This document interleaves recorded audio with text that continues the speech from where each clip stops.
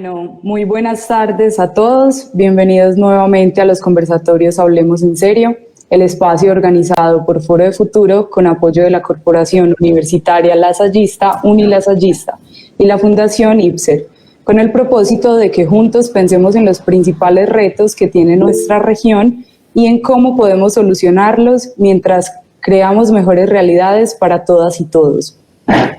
Nuestro objetivo es discutir de manera crítica sobre la realidad de las tendencias globales y su impacto en Antioquia, para que sirvan como elementos de análisis y decisión a los asistentes de esta videoconferencia. También buscamos construir de manera colectiva una propuesta de visión de Antioquia a futuro mediante los comentarios que hacen nuestros asistentes a través del chat y en la transmisión de Facebook Live. En todos nuestros encuentros de Hablemos en Serio de Foro de Futuro, hemos contado con expertos en temas de educación, economía, planeación y organizaciones sociales. Todas estas conferencias las pueden encontrar de manera gratuita y en nuestra página de Facebook también. También en nuestro canal de YouTube Foro de Futuro y próximamente en la plataforma educativa cocrea.antioquia-2050.org, donde pueden descargar un certificado de asistencia. Recordemos que en Hablemos en Serio nos encontramos todos los miércoles a las 5 de la tarde, donde tenemos un panelista principal experto en un tema, quien guía el conversatorio y que a su vez es comentado por la Comisión de Expertos del Foro de Futuro. El día de hoy nos acompaña el señor Francisco Javier Villegas. Permítanme presentar a nuestra Comisión de Expertos y a nuestro invitado principal. Francisco Javier Villegas es magíster en Administración de la Universidad de Phoenix, especialista en Banca Cooperativa y Comercial de la Universidad Corporativa de Colombia y profesional en Administración de Empresas de la Universidad de Medellín.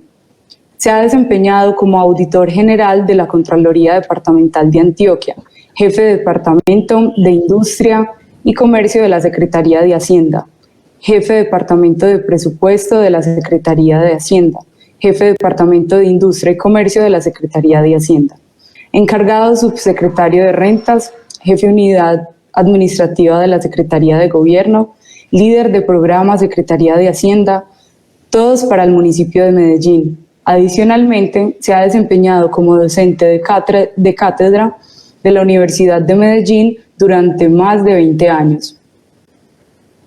Por parte de Foro de Futuro nos acompaña el doctor Pedro Juan González, quien es ingeniero de sistemas, especialista en gerencia logística, magíster en ciencia política y doctor en filosofía, con más de 40 años de experiencia docente.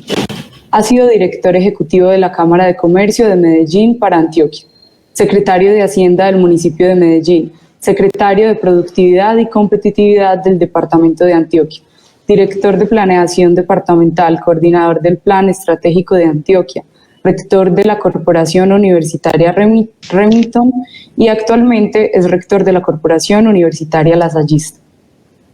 También está con nosotros Juan Pablo Durán, economista y magíster en finanzas de AFID y máster en ciencias en estudios urbanos y planeación del MIT.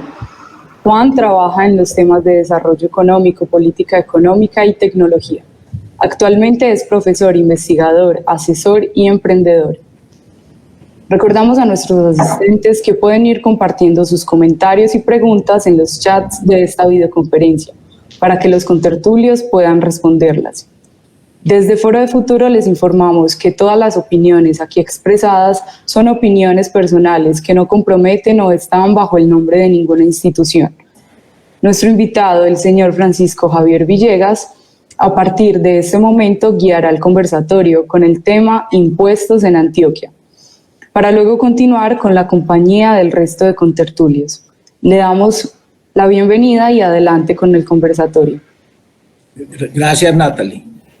Para mí pues es un orgullo que me hayan vuelto a invitar a este foro de los miércoles, que me parece pues una maravilla, porque enriquece, comparte uno con gente pues ni se diga de lo brillante en sus hojas de vida y en la forma de ser y en lo que le aportan a este país y especialmente a nuestro departamento.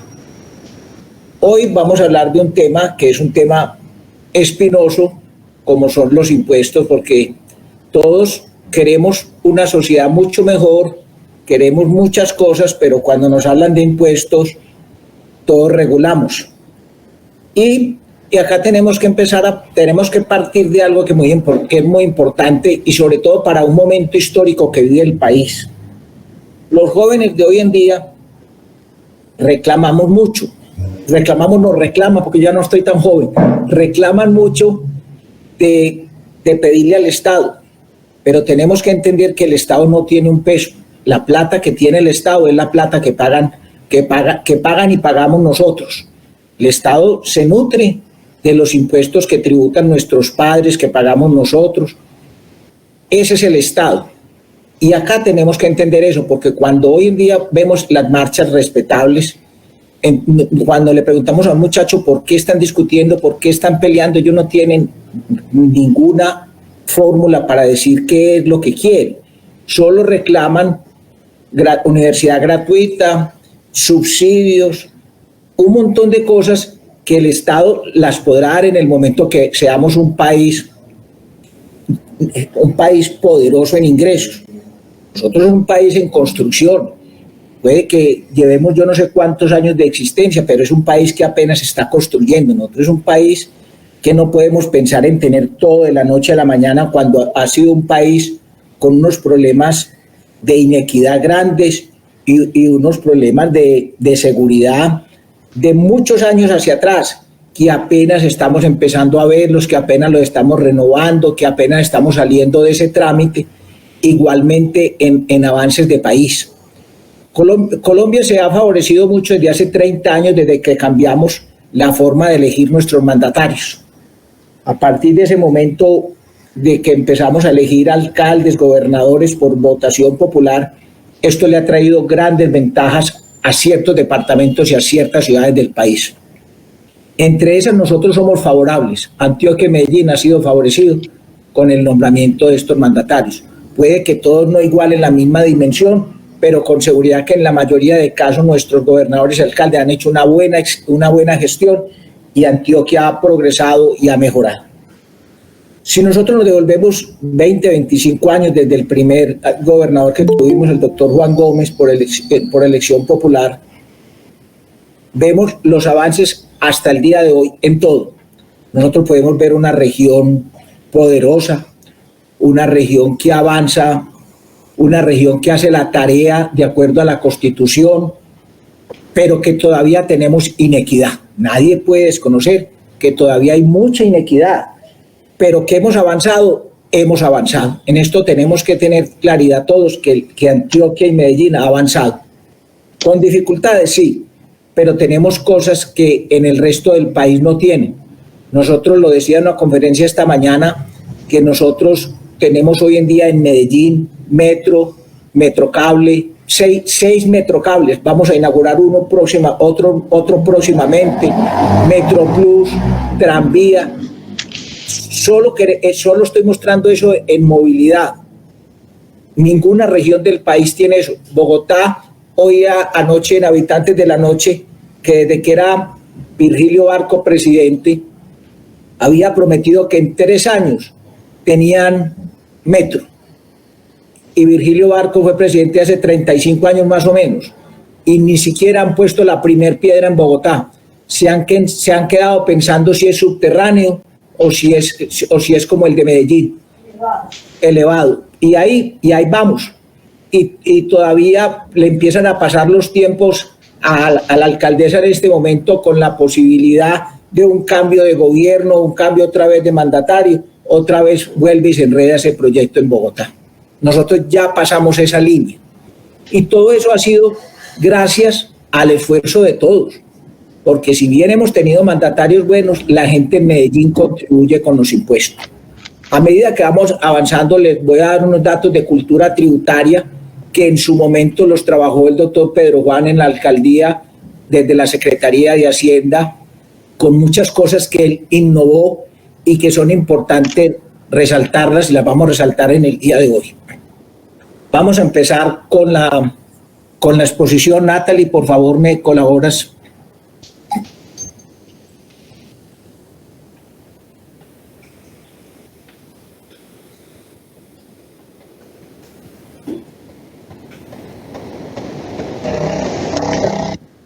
Sí.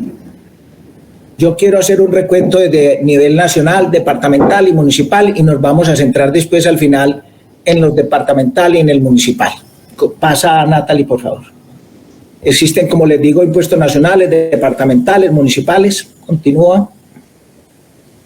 Los tipos de impuestos hay que tenerlos en cuenta en dos grandes dimensiones: los impuestos directos y los impuestos indirectos. Los directos son los establecidos por ley sobre la renta, el ingreso, la riqueza de las personas naturales jurídicas, reflejando capacidad de pago de las personas. Son impuestos directos a aplicarse y recaudarse de forma directa de las personas con ingreso o el patrimonio gravado. Impuestos indirectos son un tipo de gravamen sobre la producción, la venta de bienes, la prestación de servicios, importaciones y consumo. No tienen como prioridad conocer la capacidad del pago del contribuyente. Los impuestos indirectos a nivel nacional son altamente agresivos, como el IVA y los demás impuestos al consumo. Continúa, Natalie. Vamos a hacer una diferencia acá bien importante, porque hay que tener claro 4 temas: qué es un tributo, qué es un impuesto, qué es una tasa y qué es una contribución. Un tributo en el ámbito económico es el tributo entendido como un tipo de aportación que todos los ciudadanos deben pagar al Estado para que éste los distribuya de manera equitativa o de acuerdo a las necesidades del momento. Los tributos se pagan mediante prestación monetaria y se pueden agrupar en 3 categorías: impuesto, contribución y tasa. Vamos a definir qué es impuesto. Son los aportes establecidos anualmente por el gobierno, pagados por las personas naturales y personas jurídicas, que generalmente buscan un beneficio general como la salud, la educación o la defensa de los pueblos. ¿Qué es una tasa? Continúa, Natalie. Es un tributo cuyo hecho imponible consiste en la utilización privativa o el aprovechamiento especial del dominio público, la prestación de servicios, la realización de actividades en régimen de derecho público que se refieren, afecten o beneficien de modo particular o al obligado tributo. Una tasa es la utilización por parte del ciudadano y de forma voluntaria en un servicio público. Por el pago de esa tasa se obtiene una contraprestación directa. Es muy importante saber que es algo voluntario, de lo contrario sería un impuesto. Contribución. Son compensaciones pagadas con carácter obligatorio a un ente público con ocasión de una obra realizada por este con fines de utilidad pública. Vamos a hablar de 4 o 5 impuestos a nivel nacional, que son los que más representación tienen. Emite el Poder Ejecutivo y a consideración del Congreso Nacional para ser aprobados, siendo efectivos a partir de la sanción del presidente, luego de ser publicado en el Diario Oficial. Principales impuestos nacionales. Pasa un poquito de Natalie esta que en la otra diapositiva. Tenemos el impuesto de renta y ganancia ocasional. Es un impuesto sobre la renta de cubrimiento nacional, grava la utilidad de las operaciones ordinarias de la empresa. El impuesto de ganancia ocasional es complementario al impuesto sobre las rentas y grava ganancias de actividades que no están contempladas en operaciones. El impuesto de renta está en un 33%. En esto quiero no alargarme. En esto han jugado las últimas 14 reformas tributarias desde el 2000 hacia acá. Lo rebajan al 27, lo pasan al 30, lo ponen el 31. Ahora, en esta nueva reforma tributaria que se acaba de caer, pero en la que piensan, vuelven a trabajar sobre renta y patrimonio. Pero eso ha sido un juego de las últimas 14 reformas tributarias. En una les dan zanahoria y en otra le dan garrote. El IVA, un impuesto indirecto nacional, recae sobre la prestación de servicios, venta de importaciones. En esta tenemos tres categorías, 0, 5 y 19. En esta también hemos tenido todas las dificultades del mundo, porque yo creo que en su momento cuando se empezó con el impuesto al IVA, de una vez se debe haber definido un rango para todos y no haber excluido algunos productos. Ya ese tema lo hubiéramos solucionado hace 20 años y no tendríamos los problemas ahora que tenemos cada que se presenta una reforma tributaria y se va a tocar el IVA porque dicen que los productos de la canasta familiar no, que entonces que esto sí, que los productos que sean estrella como el salmón y eso, entonces sí cobremos, que los licores de tanta dimensión también, entonces pasémosles, subámosles el IVA. Y eso trae un ciclo que ustedes saben que a la medida que aumentamos el IVA, esto repercute en toda la economía. pero es un tema que algún día habrá que definirlo. Yo no sé si la tarifa será el 19, si la tarifa será el 15, si la tarifa será el 17, pero yo creo que acá se debería hacer un verdadero estudio de todos los productos, de todo lo que produce este impuesto y tener una tarifa uniforme para todos. Yo creo que nos iría mucho mejor donde tuviéramos una tarifa uniforme, donde cobijáramos todos los productos y dejáramos de estar cada vez tocando este tema que levanta tanta ampolla. Tenemos un impuesto al consumo, también es un impuesto directo, grava los vehículos, telecomunicaciones, con tres tarifas, 4, 8 y 16, impuesto a las transferencias financieras, impuesto sobre cada transacción de retiro de fondos de cuentas corrientes, ahorro y chequera. Esto empezó como un impuesto ocasional, como todas las cosas que pasan en Colombia. Esto va a ser por 1 año, por 2 años, y empezó con un 3, luego pasó a un 4 y se quedó. Y cuando miramos los impuestos, como los quieran mirar, regresivos, no regresivos, si ustedes miran este impuesto para el gobierno es una maravilla, porque el gobierno lo único que espera ahí es que los bancos le transfieran lo que hacen las entidades financieras. Y ese impuesto es difícil de desmontarlo, porque para uno desmontar un impuesto de esta dimensión, tengo entendido, de pronto me equivoco, alguien de los que están acá, que se están recaudando más de 7, 8 billones de pesos por este impuesto de estas transacciones comerciales financieras, donde el Estado no hace absolutamente nada. Continuemos. Ahora nos vamos a meter a lo que vinimos, a los impuestos departamentales y a los impuestos municipales. Acá yo quiero hacer un abrebocas que lo quiero poner después para el panel, para discusión. Yo pienso que la figura de departamento es una figura que hay que repensarla. Creo que es una figura que de los departamentos murió con la elección de los alcaldes populares. Ya nosotros hemos tenido muchas dificultades entre gobernador y alcaldes. Hemos tenido, el alcalde no le copia al gobernador, y eso queda como una cosa, fuera de que se ve feo, queda como una cosa compleja de entender. Entonces, cuando hay que empezar a mirar cuál sería la figura del gobernador. Sería una verdadera figura de un director de planeación, donde planee con los municipios, donde los ingresos que le llegan sean dirigidos hacia los municipios y no tengan que dar ese tránsito por toda la gobernación, ese círculo vicioso para ir a los municipios y entrar a confrontar con los alcaldes, porque los alcaldes no son del mismo grupo político y el gobernador de pronto le da más a los alcaldes de su grupo político.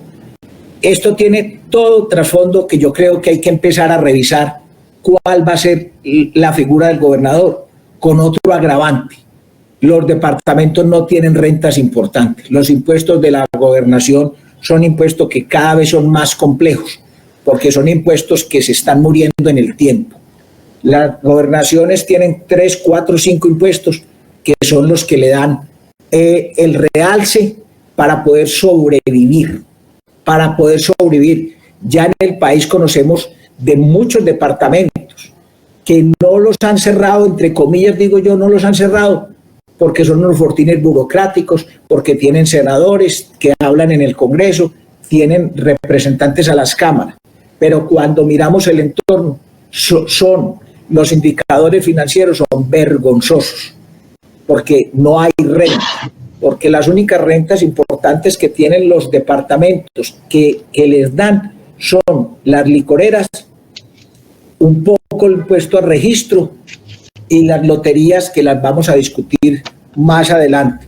Y cuando vemos esto, empieza una confusión mental muy grande sobre las licoreras y las loterías. Cuando nosotros miramos una botella de aguardiente, por detrás de la botella de aguardiente en la estampilla dice: el exceso de licor es dañino. Igualmente lo de los juegos de suerte y azar. Pero por otro lado estamos diciendo chupe, chupe, chupe, porque necesitamos que las rentas del departamento progresen. Pero aquí hay datos bien importantes. Cuando el gobernador, el gobernador de Antioquia era el doctor Álvaro Uribe, se vendían 62 millones de botellas de aguardiente. Estamos hablando de hace 20 años aproximadamente. Hoy creo que no llegamos a 40 millones de botellas. cuando la población ha crecido, pero también tenemos que mirar por otro lado que el gusto de los jóvenes, la forma fácil de entrar licor o de contrabando o de conseguir en supermercados ha hecho que el gusto de una población joven, yo digo entre 20 y 35 años, ya toman otra clase de productos, o toman vino, o toman vodka, o toman whisky. No quiere decir que no tomen aguardiente, porque sí se toma aguardiente y ron, pero no en las proporciones que antes se bebía. Cuando uno le preguntaba al abuelo de uno qué bebía, no había la posibilidad de él decir o aguardiente o ron, o chicha donde había. Pero hoy en día tienen la posibilidad de los muchachos escoger y de chicanear, y eso lo ve uno en cualquier parte, y lo ve hoy en día en cualquier restaurante cuando uno ve a la gente tomándose una botella de vino a la hora del almuerzo. Entonces yo creo que esas partes es importante, por eso digo yo que los departamentos hay que repensarlo, hay que empezar a mover el chip, cómo serían los departamentos modelo 2030 o 2040 en materia financiera, en materia de planeación, en materia de desarrollo. Continuemos, Nata. Como les dije, el impuesto de registro, la contribución especial, que es el 5% sobre cualquier obra, participación en el monopolio, las estampillas departamentales que todos los días creamos una más para cobrarle al contratista y el contratista nos lo cobra en la obra. O sea que hacemos un juego diferente, por acá le sacamos y él nos lo cobra en el valor de la obra. Continuemos. Este es el de registro, están sujetos todo aquello contrato, providencia judicial, administrativa, arbitral, que implique constitución, declaración, aclaración, adjudicación, modificación, limitación, gravamen, medida cautelar, traslación o extinción del dominio u otro derecho real, principal o accesorio sobre bienes raíces, salvo la cesión del crédito hipotecario y prendario, los contratos de prenda agraria o industrial, los actos de contrato que dispongan la cancelación de las anteriores inscripciones. Continúa, Nata. Elementos de la contribución: sujeto activo de la nación, departamento, municipio, según el nivel que pertenezca, el sujeto pasivo en todas las personas naturales o jurídicas que intervengan en el contrato de obra pública. Continúa, Natalia. El hecho generador es la suscripción del contrato de obra pública para la construcción, mantenimiento, operación de vías, comunicaciones terrestres, fluvial, puertos aéreos, marítimos, fluvial. La base gravable es el valor total del contrato y la tarifa es el 5% del total de contrato. Continúa, Natalia. El impuesto al consumo, cigarrillo. Esta era una renta muy importante que tenían los departamentos. Ustedes saben lo que ha venido pasando con el cigarrillo. Hace aproximadamente 10 años para acá, mucha normatividad prohibiéndole a la gente que compre cigarrillo menudeado, bregando a que la gente no fume porque es un problema para la salud.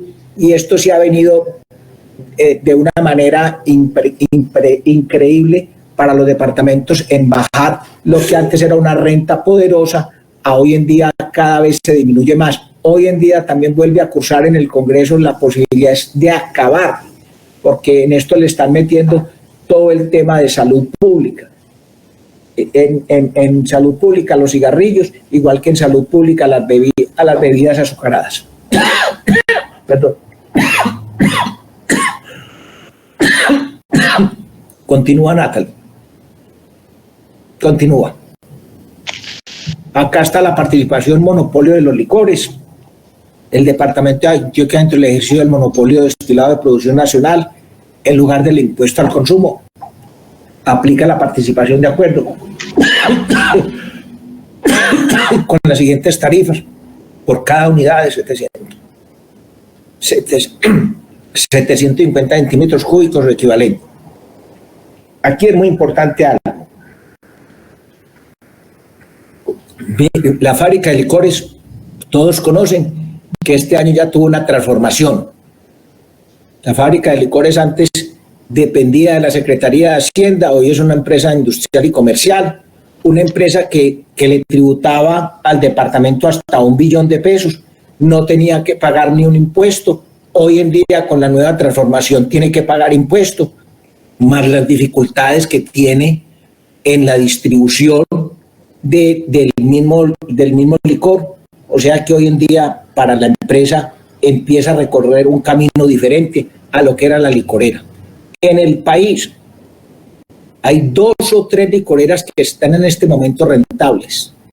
una la licorera de Cundinamarca, el Néctar, y la gente chicanea mucho con el ron de Caldas o la licorera de Caldas. Esa es una empresa muy pequeña que también no es una empresa con el poder que la gente cree. De resto, la mayoría de licoreras del país están en circunstancias muy complejas y esto es lo que sostiene los departamentos. Por eso les decía yo que es el momento de pensar también qué vamos a hacer las licoreras. Una elección de gobernador en Antioquia se definió por los siguientes señores. Cuando se presentaron Luis Alfredo Ramos a la gobernación de Antioquia, se enfrentó con Eugenio Prieto. Eugenio Prieto planteó entre sus propuestas que la fábrica de licores había que empezar a definirle su estatus, su rol, y que había que empezar a mirar si se podría privatizar. Luis Alfredo Ramos, político de tradición, le jugó a la fácil, al sentimiento de los antioqueños, al sentimiento del corazón, y dijo que cómo se iba a acabar una empresa que le producía al departamento en su momento 600, 700 mil millones, que era una empresa sólida y fuerte y que eso no se podía tocar. Solo con eso lo sacó del panorama al pobre Eugenio Luis Alfredo y le metió una paliza de Dios y Señor mío, porque le tocó la fibra a los antioqueños. Aníbal Gaviria también era del pensamiento de que la fábrica de licores hay que darle una transformación, y fue algunas de las dificultades que tuve en esta campaña, de que le preguntaban siempre que si él iba a privatizar las empresas, la empresa más grande del departamento. Él reguló ahí, pero fíjese que de todas maneras le tocó la transformación de la fábrica de licores y dentro de 20 años le van a decir que es el culpable o no culpable de lo que pasó. No la pudo privatizar y la empresa sigue siendo 100%, pero este es un tema que hay que empezar también a definir. ¿Cómo podemos volver la fábrica de licores a Pampilla? Esto le da algunos recursos frescos a las universidades. Es una forma de financiación, pero es una forma también que va a llegar a un tope, porque cuando uno hace un contrato y le va a mirar todo lo que tenemos que pagar en contribución o en impuesto, eso suma un valor muy alto, lo que hace que la obra se vuelva mucho más costosa. Vamos a los impuestos municipales. Estos impuestos son cobrados por los distintos municipios, no significa que todos los municipios cobren los mismos impuestos, pero es una importante fuente de financiación de los mismos. En muchos casos la base imponible del impuesto se superpone con la de los otros impuestos de mayor jerarquía, como los nacionales o departamentales. Esto es lo que en algunos casos produce una doble imposición sobre un determinado hecho o bien. Los municipios manejan impuestos directos e indirectos. Cuando uno mira la relación pueden haber 50 o 60 impuestos, pero cuando uno mira la relación costo-beneficio hay 3 o 4 impuestos que son buenos para los municipios. El impuesto de industria y comercio, el impuesto del predial, un poquito el impuesto de rodamiento o vehículos, que es un impuesto compartido con el departamento, 80 para el departamento, 20 para el municipio. Y Medellín tiene una gran fortaleza que no la tiene nadie en el país, que es las empresas públicas, los excedentes de empresas públicas, que mal contado es el 30% de los impuestos del municipio en un año, donde el alcalde de Medellín absolutamente tiene que hacer nada. Por transferencia le va a llegar este año 1.4 billones, donde no tenemos que hacer nada desde la alcaldía. Nos llega esa bolsita con 1.400.000 de acuerdo a las transferencias que nos vayan a dar ellos, pero nos las dan en el año. Y con otra posibilidad, el alcalde puede pedir mayores excedentes durante el año a la junta directiva. Recuerden que el doctor Sergio Fajardo, cuando fue alcalde de Medellín, los primeros 10 colegios de calidad que tuvo Medellín fue sobre un extra que nos dio las empresas públicas, que fueron 250.000 millones de pesos. Fajardo le sacó, fuera de lo que nos daban, hasta el 30% de la utilidad, le sacó 250.000 millones de más y se hicieron los primeros 10 colegios de calidad para la ciudad. Entonces nosotros tenemos esa fortuna. Vamos a mirar el impuesto de industria y comercio. Pasa nada. Aquí los enumeré: industria y comercio, aviso de tablero, predial, excedente de empresas públicas. Pasa. ¿Qué es el impuesto de industria y comercio ICA? Es un gravamen considerado impuesto directo de carácter municipal que grava todas las actividades industrial, comercial o de servicio que se realicen en la jurisdicción de cada municipio. Pasa. Es el hecho imponible, el impuesto de industria y comercio recaerá en cuanto a materia imponible sobre todas las actividades comerciales, industriales y de servicio que se ejerzan o realicen en la respectiva jurisdicción municipal directa o indirectamente por personas naturales, jurídicas o por sociedades de hecho, ya sea que cumplan en forma permanente u ocasional en inmuebles determinados con establecimientos de comercio o sin ellos. Continúa. La base gravable del impuesto de industria y comercio está constituida por la totalidad de los ingresos ordinarios y extraordinarios percibidos en el respectivo año gravable, incluidos los ingresos obtenidos por rendimientos financieros, comisiones, en general todo lo que no está expresamente excluido en este artículo. No hacen parte de la base gravable los ingresos correspondientes a actividades exentas o excluidas o no sujetas, así como las devoluciones, rebajas y descuentos, exportaciones y la venta de activos fijos. Continúa. Impuesto de industria, el hecho imponible es el que grava el hecho generador cuando se vuelve responsable uno. ¿Quién paga y a quién se le paga? Ese es el sujeto del impuesto. La base gravable es industrial, comercial, servicios, financiera y otras. Continúa, Natalie. ¿Cuáles actividades son del hecho imponible? Las acabamos de decir: industriales, comerciales y de servicio. ¿Dónde se debe tributar? El distrito municipal donde se realiza, es donde se realiza la actividad. Aquí se nos volvió un tema muy complejo, que es el tema de territorialidad. El tema de territorialidad ha traído todas las dificultades a nivel nacional y todas las peleas entre los diferentes secretarios de Hacienda de los respectivos municipios, porque el Consejo de Estado ha fallado de diferentes formas. Unas veces fallan a favor de un municipio, otras veces el mismo concepto lo cambia, y eso nos ha traído muchos problemas en el manejo de cuando el impuesto es compartido entre 2 o 3 municipios. Entonces, ahí hemos tenido una gran dificultad y seguimos teniendo dificultades. Hoy en día Medellín tiene mucha dificultad con impuestos que se han ido para otros municipios porque les han dado una tarifa menor a la que ha tenido Medellín, pero ellos quieren seguir usufructuando esta ciudad porque es donde está la población y la capacidad de venta de ellos. Continúa. Las tarifas, acá es muy importante este tema. Las tarifas para el industrial es entre el 2 y el 7 por mil. La tarifa para el comercial y de servicio entre el 2 y el 10 por mil. La tarifa para el sector financiero es el 5%, exceptuando Bogotá, que por ser distrito capital tiene tarifas diferentes a todo el país, con unas ventajas enormes, porque Bogotá tiene tarifas de industria y comercio hasta el 25-30%, o sea, pues que nos pela a todos. Y en el sector financiero, que es tan bueno para nosotros, porque es un sector que mueve mucho la economía, que genera muchos ingresos y muchas utilidades, mientras nosotros estamos en el 5, ellos están en el 11.3. Pero acá es muy importante, y es con lo que juegan los municipios.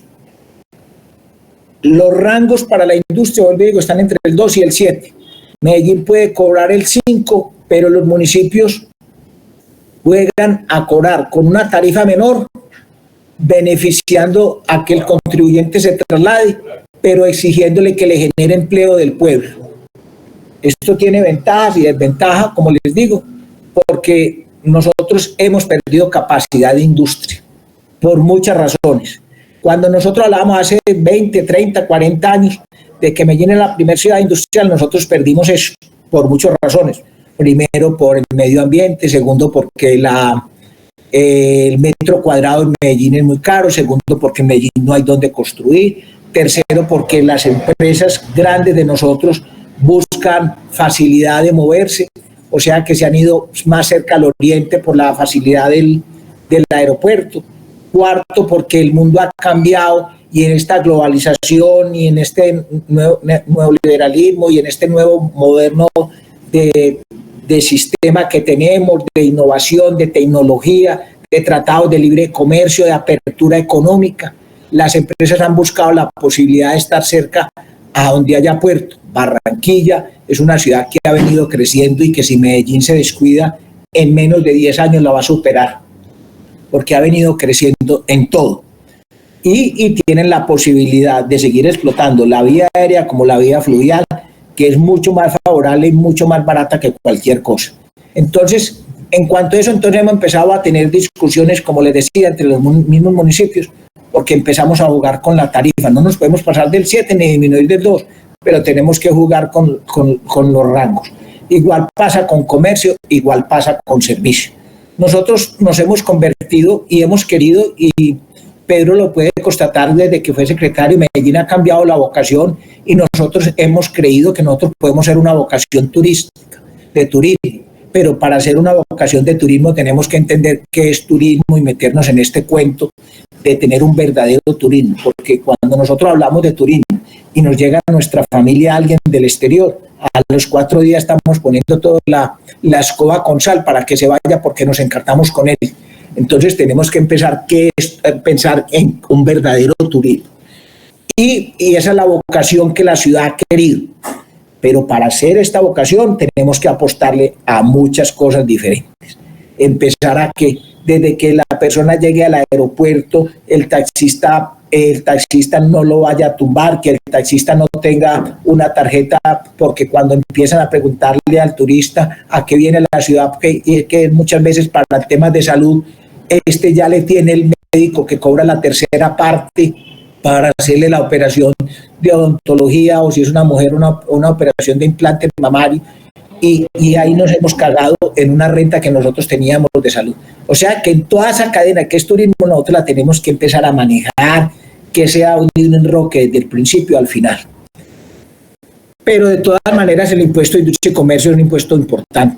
Nosotros en Medellín estamos recaudando 750.000 millones de pesos entre avisos y tablero, industria y comercio, sanción, intereses, al año. Nosotros recaudamos de ICA 750.000. Y les quiero contar una figura que montamos hace 3 años, que es una figura que para mí va a ser la panacea en todos los municipios del país, como es la figura de autorretenedor. ¿Por qué la figura de autorretenedor va a ser la mejor figura para mí? Porque el impuesto de industria y comercio grava la actividad y de lo que uno hizo en el año inmediatamente anterior. Me explico. Cuando estábamos en la pandemia, las empresas cerraron. Recuerden que cerramos 4 meses, pero nosotros le seguíamos facturando y los contribuyentes nos llamaban y nos decían, pero usted qué me está tributando, Javier, si el negocio lleva 2 meses cerrado. Mientras yo le hacía la explicación, el señor me la escuchaba, pero me decía, usted es muy querido, pero yo no entiendo nada de eso. Si yo no tengo el negocio abierto, ¿cómo le estoy pagando? Y yo le decía, no, es que usted no me está pagando lo de hoy, usted me está pagando lo que me presentó en la declaración del año inmediatamente anterior, en la declaración que usted me presentó el año inmediatamente anterior. ¿Cómo así? No, es que yo no le entiendo esa fórmula que usted me dice. Sí, señor, usted lo que me está pagando ahora en el 21 fue lo que me declaró en el año 20, lo que vendió, sus ingresos del año 20. Entonces nosotros empezamos a hacer una prueba piloto con 13 grandes contribuyentes de ICA y la partimos en 6 bimestres. Enero, febrero me pagan marzo, abril me pagan mayo y así sucesivamente. Es de declare y pague. Y hoy en día ya tenemos 2.000 contribuyentes. Les voy a contar lo siguiente. El 95% de esos contribuyentes me vienen pagando puntualmente. Para esos contribuyentes ha sido lo mejor, porque bimestre que usted no hace nada, que usted no movió la caja, no me tiene ni que declarar y es en cero. Pero eso no se lo va a hacer todo el mundo, no, porque es que yo no pierdo la posibilidad de fiscalizar. Yo sigo con la posibilidad de fiscalizarlo a usted cuando yo quiera. Entonces yo estoy recibiendo ese anticipo de una vez de lo que usted me tributa y usted se va a descontar el próximo año del anual todo lo que me pagó este año. Yo creo que es una figura que le puede servir a todos los municipios y hace que el impuesto sea más importante y mucho mejor para el contribuyente. Resultado importante para el contribuyente y para el recaudo de la ciudad es muy importante. Les cuento que el año pasado con la pandemia, en las dificultades que tuvimos, nosotros no sentimos la caja. Y ahora que empezamos estos 2 bimestres, acabo de pasar el segundo bimestre con algo que es fantástico. les voy a dar el dato, 72.000 millones de pesos acabo de recaudar de estos 2.000 contribuyentes. Para los contribuyentes ha sido lo mejor. Y yo creo que en esto tenemos que seguir avanzando. Lo que pasa es que esto fiscalmente me cambia las reglas del juego, porque ya un contribuyente que me declaraba una sola vez al año ya me va a declarar 6, o sea que yo ya lo tengo que fiscalizar por 6. Pero yo creo que en el costo-beneficio va a ser mucho más rentable para el día de mañana. El impuesto predial unificado es la otra renta importante que tiene el municipio. Es una renta muy poderosa porque Medellín tiene algo muy importante que la vamos a empezar a mirar acá. Nosotros tenemos las normas vigentes, la ley 14 del 83, que es la misma que tiene el impuesto de industria y comercio, y desde el 2011, 1990, 2010, 2011, 2001, 12, 17, 18 y 19 se le han hecho modificaciones a la ley hasta tener algo ya más cercano a la realidad, porque en esto hay algo que tenemos que diferenciar. Una cosa es el avalúo catastral, una cosa es el catastro, otra cosa es el predial y otra cosa es el avalúo comercial. Mírese todo lo que tenemos en catastro y mírese todo el juego de palabras que tenemos ahí, que hace que cuando uno no maneja estas cosas y no está metido, no entiende el cuento. Entonces, a nosotros nos gusta que catastralmente salga muy bajito eso porque pagamos por predial muy poquito. Pero cuando vendemos, si queremos vender por 5 o 6 veces más alto el valor de la propiedad para hacerle mayor utilidad al bien. Esto es lo que han llamado hoy en día, que es algo que salió desde hace mucho tiempo, que es la famosa plusvalía, que nadie en el país, pues no conozco municipio en forma que se haya metido a trabajar la plusvalía y de cobrar ese excedente entre lo que está y lo que se vende, porque ese es un trabajo grande que hay que hacerlo con las notarías, un trabajo que hay que hacerlo con la Superintendencia de Notariado y Registro, es un trabajo grande, pero es un trabajo que se podría en los municipios también conseguir algunos recursos adicionales. Continúan elementos del impuesto predial, les decía, el avalúo catastral, la tarifa, el impuesto predial, continúa. ¿Qué es el catastro? Es el inventario o censo debidamente actualizado y clasificado de los bienes inmuebles pertenecientes al Estado y a los particulares con el objeto de lograr de su correcta identificación física y jurídica, fiscal y económica. Aquí hay algo muy importante. Medellín tiene un buen censo. Medellín ha hecho bien la tarea. Hay la ley 14 del 83 que dice que todos los municipios tendrán que hacer actualización catastral cada 5 años. Y acá nos desorganizamos. Cuando no hacemos las cosas bien, nos desorganizamos. La última actualización, información catastral que tuvo Medellín fue en el gobierno de Aníbal Gaviria, en el 2012-2013. A Federico le tocaba, se fueron pasando los años, no lo hizo. Recuerden que fue discusión de la campaña. Federico la dejó lista para que el alcalde que ganara la pusiera en práctica. Y Daniel Quintero en su momento brincó, dijo que nada, que no aceptaba eso, y se cayó la actualización catastral. Ya vamos para el segundo año, Daniel Quintero, más los 4 de Fico son 6, más los 2 últimos de Aníbal son 8. Lleva Medellín 8 años de actualización de no hacer el cumplimiento de la ley 14 del 83. Acá ustedes conocen cómo trabaja la Contraloría, cómo trabaja la Procuraduría, cómo el Pará, pero acá no se está dando cumplimiento. Cuando se haga esa actualización e información del catastro, el brinco de la ciudad va a ser impresionante. Recuerden lo que pasó en la primera factura de este año. La gente no ha podido digerir eso. Cuando ustedes miren el valor catastral que tenían el año pasado, miren, los que vienen en El Poblado, los que vienen en Laureles, los que vienen en Belén, y miren lo que les llegó en enero del primero. Si ustedes hacen la multiplicación de lo que les llegó por la tarifa, no les da el valor de lo que están cobrando. No les da el valor, eso es increíble, no da. ¿Por qué? Porque nosotros no pudimos aplicar eso. Y al no aplicar eso, aplicamos lo que decía la ley del año pasado. O sea, lo que estaba, o sea, el incremento. Solamente le hicimos el incremento a lo que estaba de actualización del año pasado. Yo no sé qué va a pasar en enero del próximo año. No sé qué va a pasar con eso. ¿Cómo se va a poder remediar esto de esa actualización, porque eso va a llegar un momento en que los predios van a estar muy por debajo a la realidad del metro cuadrado en la ciudad.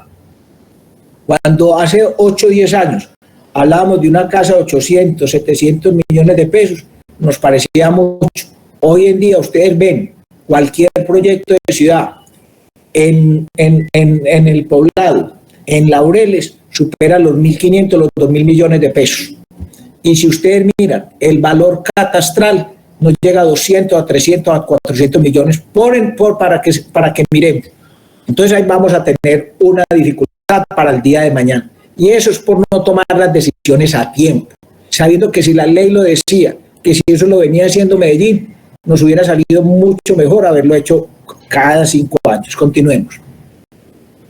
¿Para qué sirve el catastro? ¿Para qué? Para poder identificar los predios de manera física, jurídica, económica y fiscal. Continuemos. Autoridades catastrales, ustedes conocen el Agustín Codazzi, que es para todo el país. Fíjense que nosotros ahí tenemos una gran dificultad en el Agustín Codazzi, no para Medellín.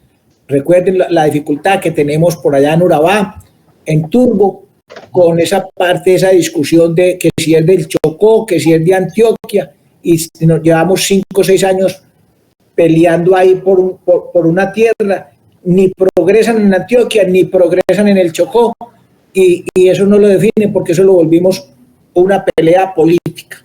Entonces nosotros tenemos el Agustín Codazzi para todos en el país y tenemos los respectivos catastros de las diferentes dependencias. Continuemos. Etapas del proceso es la formación, la actualización, la conservación y la inscripción, que fue lo que les decía anteriormente. ¿Qué es el avalúo catastral? Predio que se determinará por la adición de los avalúos parciales practicados independientes para terrenos, para las edificaciones comprendidas en el artículo 8 de la resolución del Agustín Codazzi 70 del 2011. Ese es el entorno de lo que tenemos de impuestos. Hace por ahí 20 días estuve en una conferencia de un muchacho bien interesante y él planteaba que el tema de los impuestos los tenemos que replantear en el mundo, que es el momento de empezar a pensar diferentes. Miren este tema, para dejarlo si Panamá se hubiera quedado en Colombia, ¿qué sería Panamá hoy en día? Yo diría que sería Chocó. No tendrían la posibilidad de tener el crecimiento. Nosotros tenemos el 70% del país, y no es mal, subdesarrollado, con una posibilidad de que salgan adelante casi que imposible. Nosotros decir que Guainía, Guaviare, Putumayo, Mocoa, Leticia, Arauca, esa zona crezca, progrese a lo que está el mundo hoy en día es casi imposible. Nosotros tenemos que empezar a pensar qué hacer con esos territorios, pero ahí hay que cambiar el chip, y cambiar el chip no es fácil, pero hay que pensar diferente para esa población y para poder chicanear con lo que nosotros chicaneamos en el mundo, que es la primer despensa del mundo, que allá tenemos toda la alimentación del mundo, que somos unas zonas ricas en agua, flora, fauna, y nos quedamos en puro paisaje. Pero cuando miramos la realidad y la situación que viven todas esas personas que son como nosotros, viven 50 o 100 años atrás. Salir de ese atraso se necesita de cambiar el chip. Muchas gracias a todos. Adelante, doctor Pedro Juan, con sus comentarios. Bueno, muy buenas tardes para todos, para todas, y nuestros agradecimientos por estar acompañándonos como todos los miércoles hablando de un tema de interés. Doctor Javier, muchas gracias.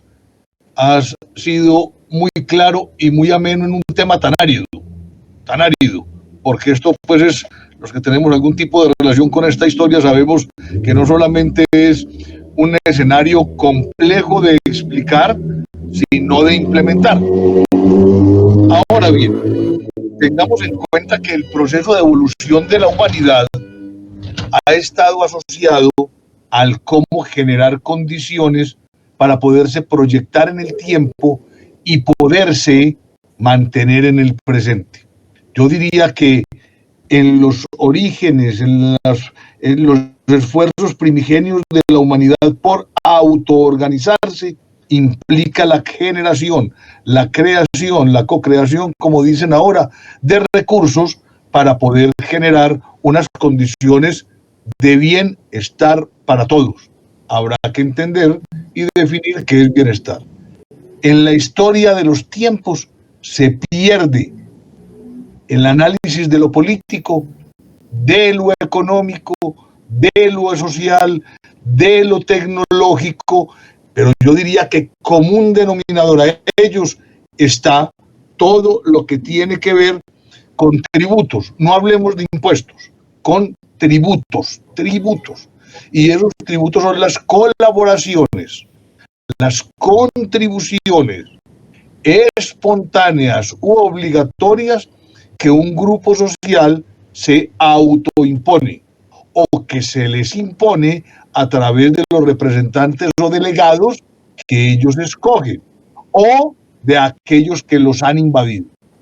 Cuando uno mira la historia de la humanidad y ve los grandes conquistadores, uno lo que ve es que cuando usted llega a un territorio, le quedan dos alternativas: o arrasa con él, doctor Juanchito, o asegura que tenga una viabilidad, pero siempre y cuando me participe a mí o me pague a mí por el derecho de estar vivo y que yo no lo haya matado, ¿cierto?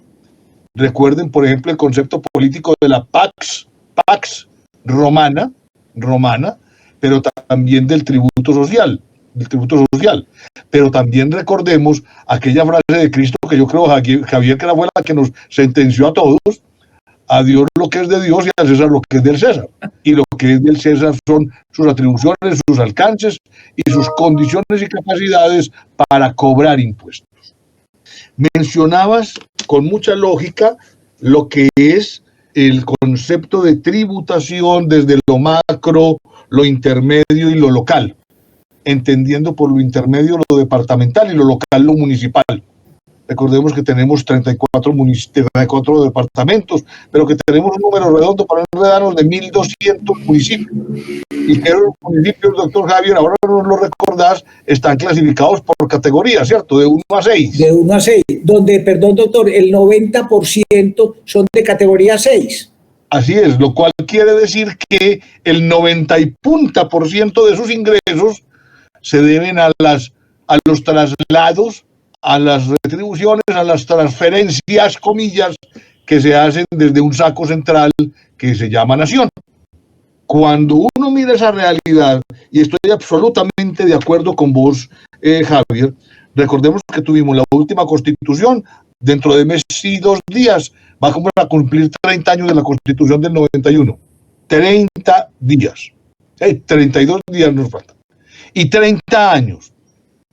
Y esa constitución del 91 le dio poder político a los municipios, no a los departamentos, lo cual hoy se refleja en el día a día.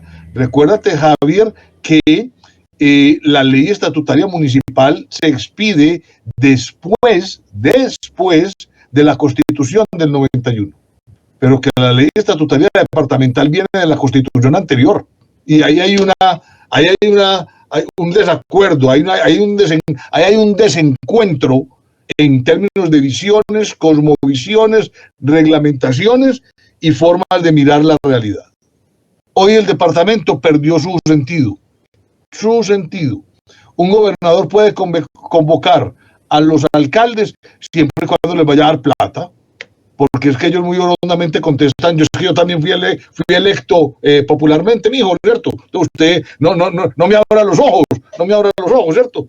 Y no le pueden abrir los ojos para no votar corriente. Me voy a detener un segundito y de pronto, cambiando el orden de los tipos de tributaciones, por algo que mencionabas con respecto a los departamentos, Javier, y acuérdate que esto lo discutíamos en conversaciones muy amenas hace mucho rato. Es que los impuestos de los departamentos son heredados de la época colonial. Cuando había rentas por licores, por tabaco, correo, esa se ha diluido, pero también por juegos de suerte y azar. Entre otras curiosidades, se nota que vos y yo ya tenemos algunos decenios encima, porque es que todavía hablamos de quinto, y uno hablaba de quinto con la lotería cuando había 5 fracciones, y una fraccioncita era la quinta parte, ¿cierto? Sí. Era la quinta parte. Entonces, si ahora saca la lotería de Medellín un billete con 2 fracciones, pues cariñosamente le seguimos diciendo quinto, pero eso no es un quinto, eso ya sería una mitad, ¿cierto? O sería un tercio, o sería yo no sé qué bobada, pero no vamos a alegar bobada, doctor Juan Pablo Durán, usted sabe que a mí me gusta hablar bobadas. Cuando uno mira que la estructura fiscal de un departamento depende de los vicios, entonces no está muerto, porque es lo que vos decías. Entonces, con el trago se paga parte de la educación, ¿cierto?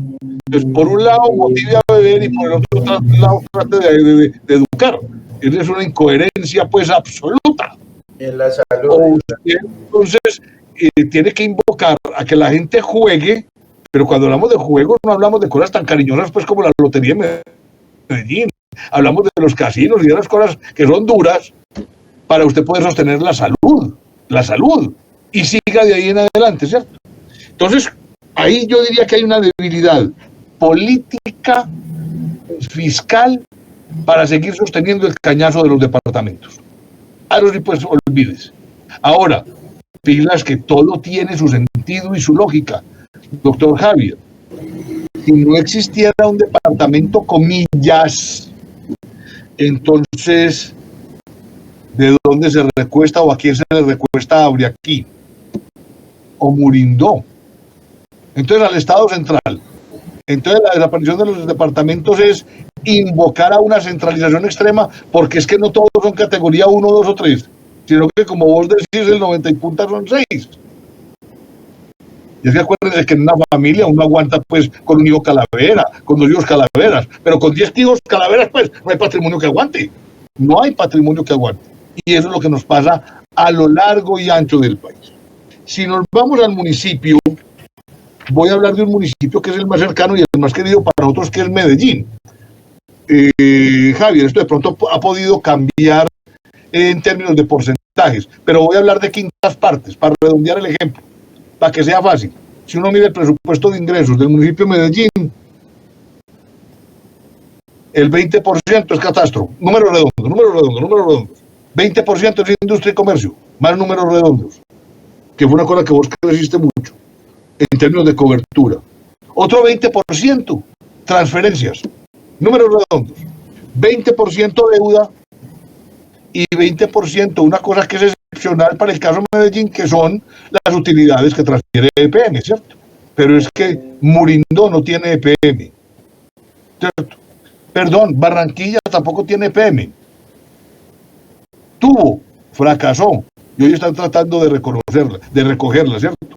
Entonces, cuando uno habla de esa realidad, usted dice, es que aquí definitivamente hablamos de multiculturalidad en términos muy bacanos, pero también hablamos de una diversidad de realidades de aquí a la luna, Es que para usted cobrar catastro, y acuérdate que nos tocó manejar eso, Javier, pero lo primero que tiene que hacer es un censo catastral, porque si no usted se encuentra con un montón de predios que están en cabeza de NN, entonces usted le manda la facturita a NN y ese NN no paga la facturita, no la paga.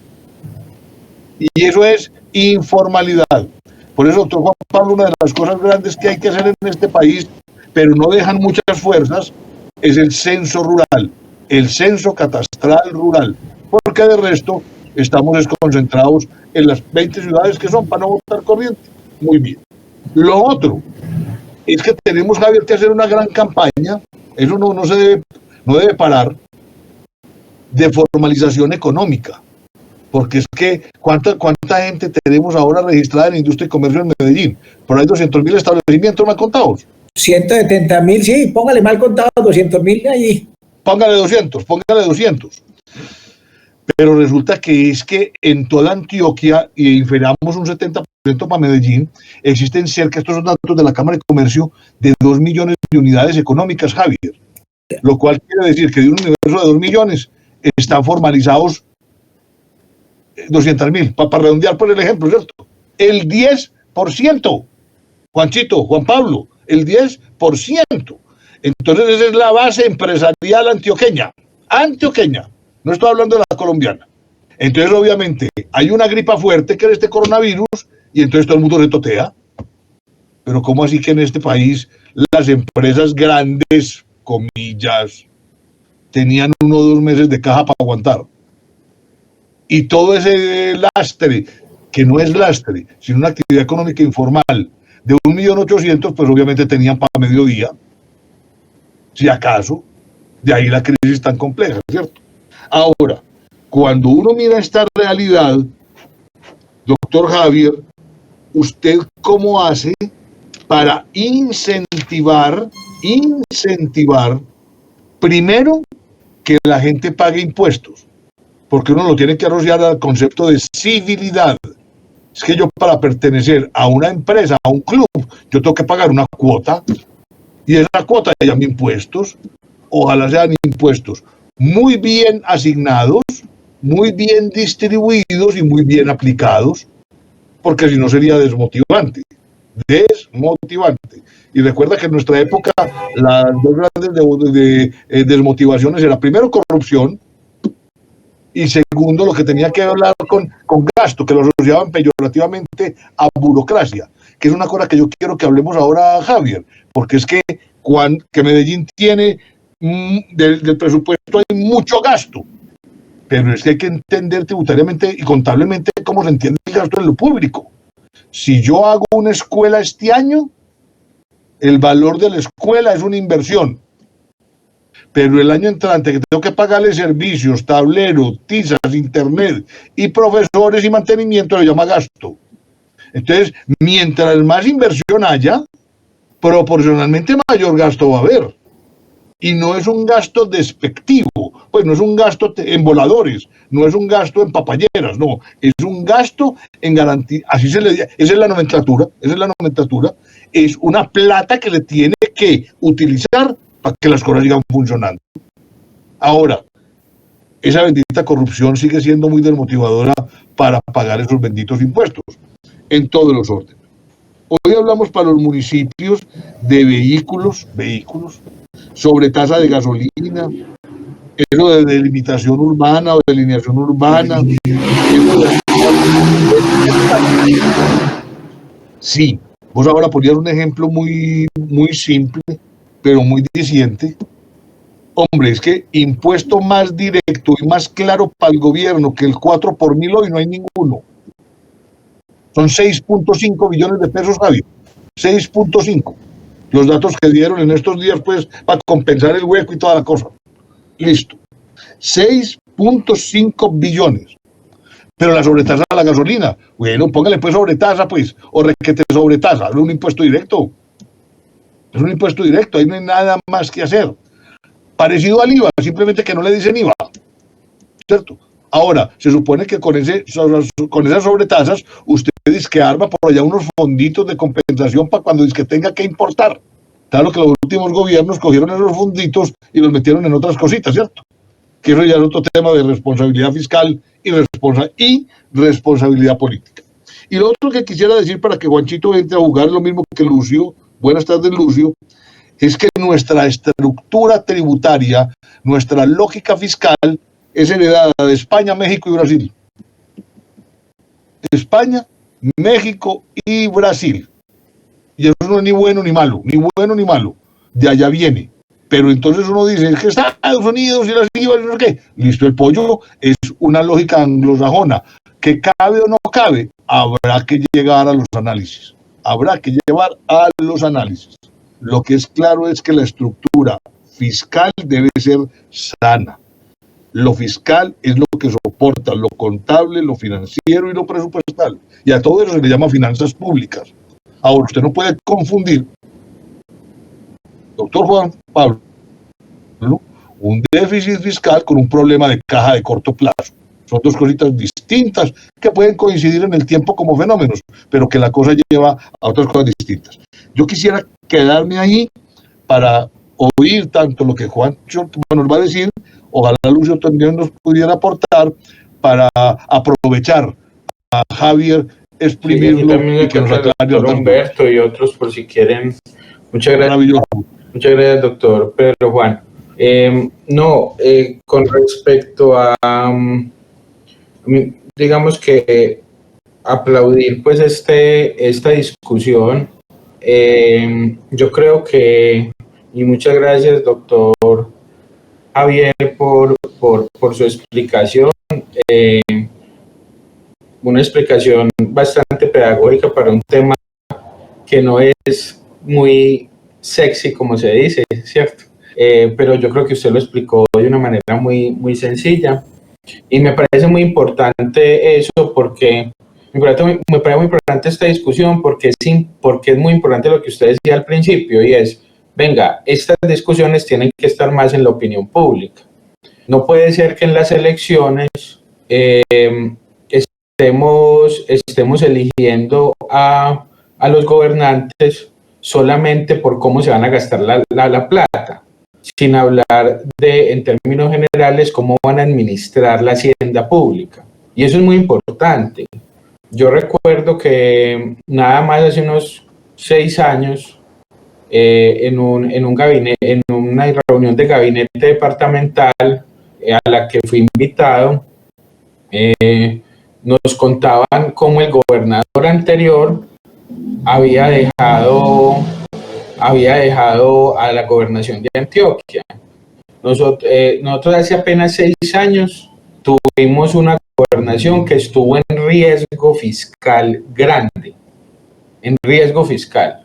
Es decir, nosotros casi que hay unas normas a nivel nacional en donde a uno prácticamente le bajan la categoría, le ponen unas, o sea, a nivel nacional las entidades territoriales que no están cumpliendo con algunos indicadores, pues los ponen en cintura y le quitan mucho poder al gobernante de turno hasta que se mejore esa administración. Y nosotros en Antioquia, increíblemente, estábamos muy mal. Y era muy interesante cómo la administración de la hacienda pública estaba tan mal, terminó tan mal en ese gobierno, que fue el gobierno precisamente del doctor Fajardo, y al mismo tiempo la narrativa política era de aquí no se pierde un peso, todo está bien administrado, todo eso. Y eso me decía, pero eso no cuadra, o sea, la nación no está poniendo la gente en cintura, tenemos cartas donde nos están diciendo, y por el otro lado es una propaganda superlativa de que todo está muy bien. Entonces es muy importante que como elegimos a nuestros gobernantes. Ahorita en Medellín, por ejemplo, en el municipio de Medellín, hicieron un escándalo porque el puntaje que sacó Medellín en términos de, digamos, de esas evaluaciones a nivel nacional, que se hace de una manera técnica, pues fue muy bueno.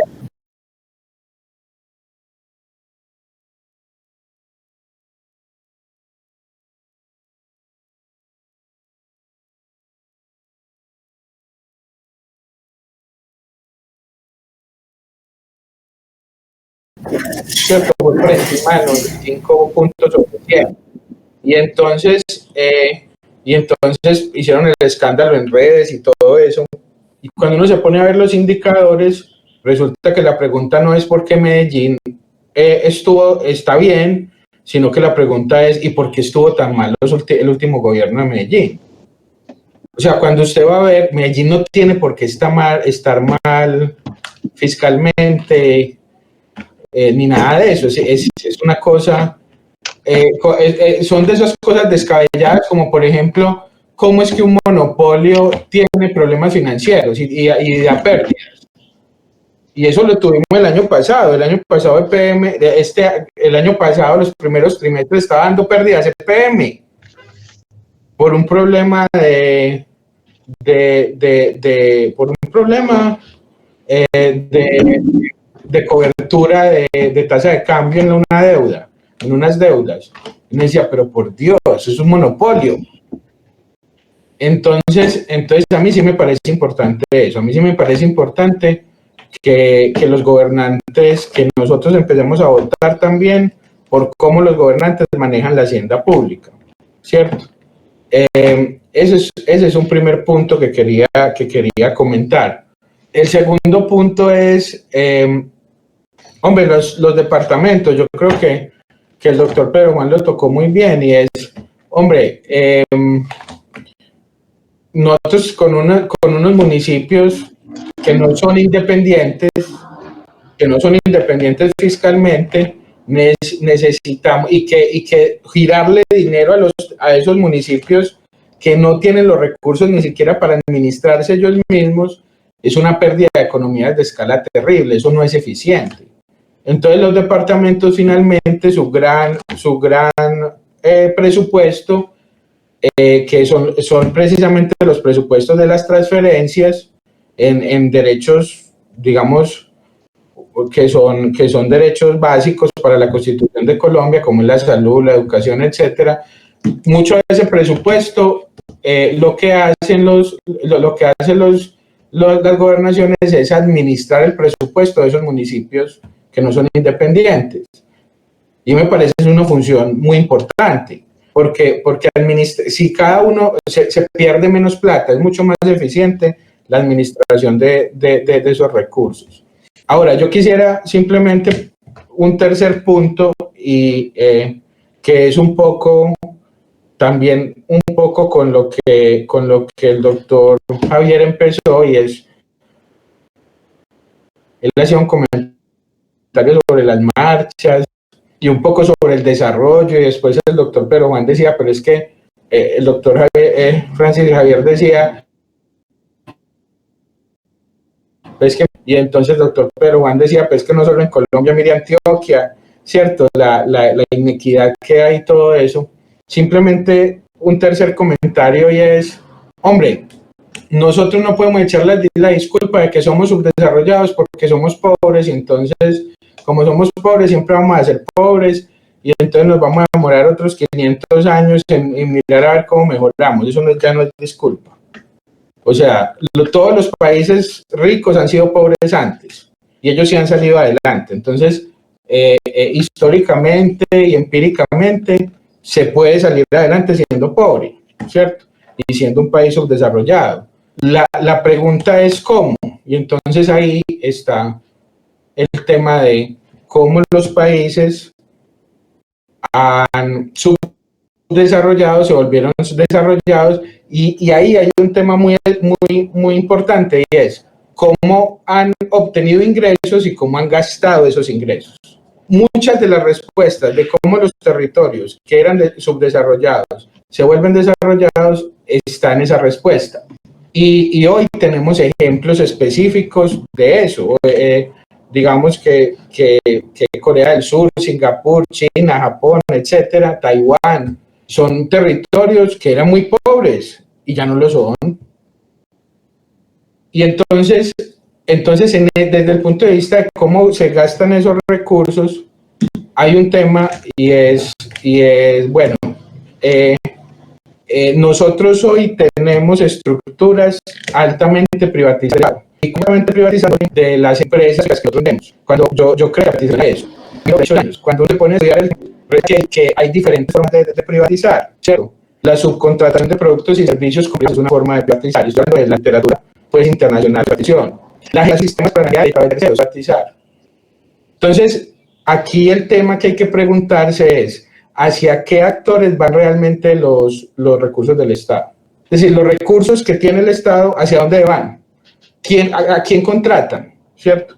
Y entonces, cuando uno va a ver eso, entonces ahí ese detalle es el que define si tenemos una economía premoderna y de corte feudal, donde el progreso social depende de la sangre azul, del apellido, de los amigos y de yo no sé qué, o si nosotros tenemos una economía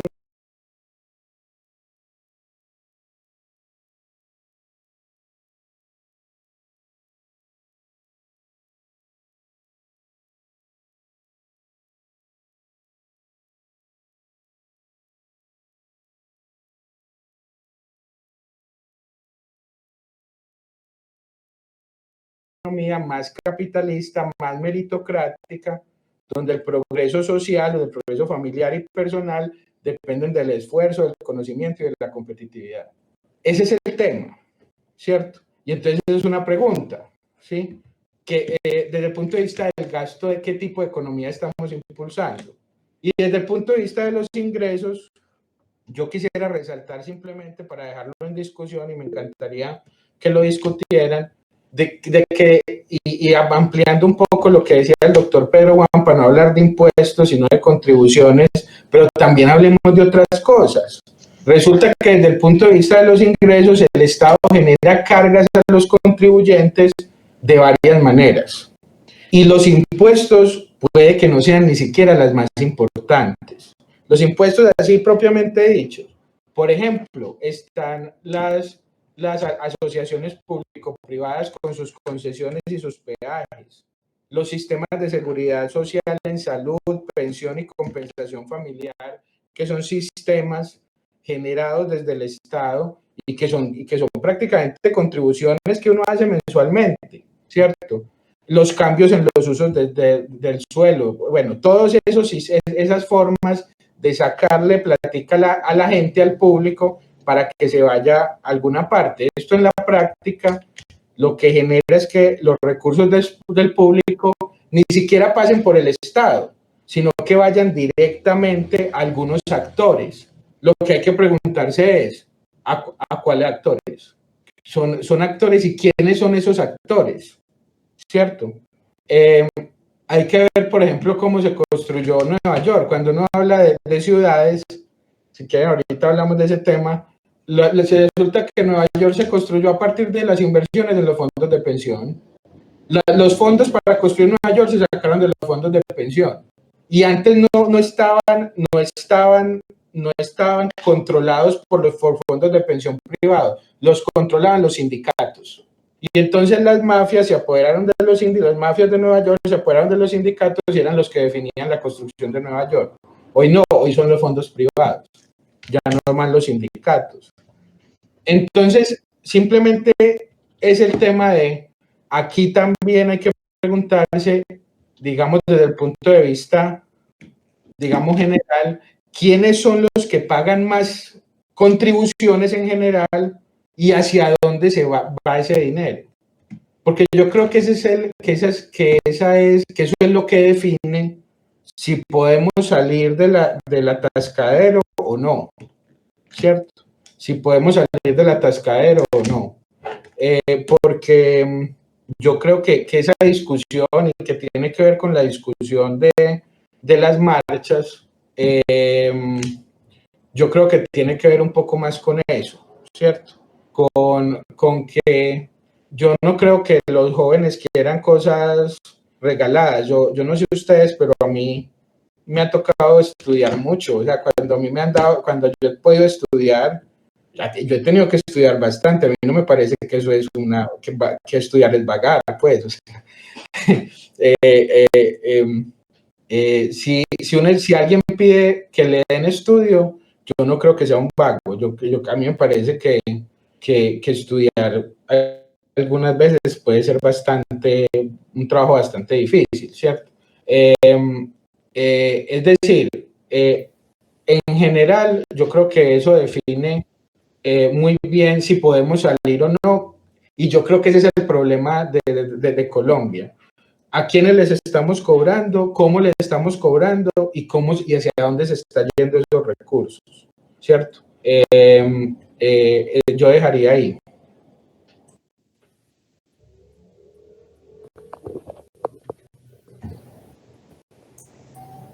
Yo quiero...